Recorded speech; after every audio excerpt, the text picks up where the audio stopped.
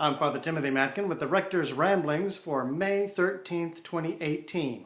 And I want to talk about Thomas Aquinas and virtue signaling. You might say one of the more obnoxious trends in our contemporary culture has been labeled virtue signaling. And there's an odd dichotomy at play here. Virtue is good. Virtue signaling is bad. At least the signaling part is bad insofar it's a form of hypocrisy or bragging or even manipulation. Virtue, of course, is the habit of the will characterized by moral excellence, goodness. Virtue signaling is about letting people know how good you are. And when you express to a large audience, this is about public relations, really.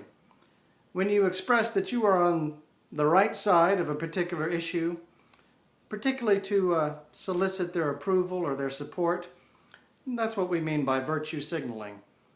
Some examples might be changing your Facebook avatar to express support for some group under attack, or sharing a meme or a hashtag like Save Our Girls, or maybe even something else. Now, these things aren't always necessarily bad, but we need to ask, what is the point? What are we trying to do here? In the bad sense, the church has a word for virtue signaling. We call it vanity, vainglory, or pride. And pride is not just one of the 7 deadly sins, but the queen of all vices. St. Thomas Aquinas addressed the issue in question 132 of his Summa on vainglory. He quotes Augustine to prove his point, who said, "He is better advised who acknowledges that even the love of praise is sinful." To clarify, he notes, it's not a sin to know and approve of one's own good, and certainly the pursuit of virtue is a good thing. Aquinas adds, likewise, it is not a sin to be willing to approve one's own good works, for it is written, Matthew 5:16, "Let your light shine before men." The problem is when we are truly pursuing goodness, or whether we are just trying to stroke our own ego. We should seek God's glory first, rather than our own.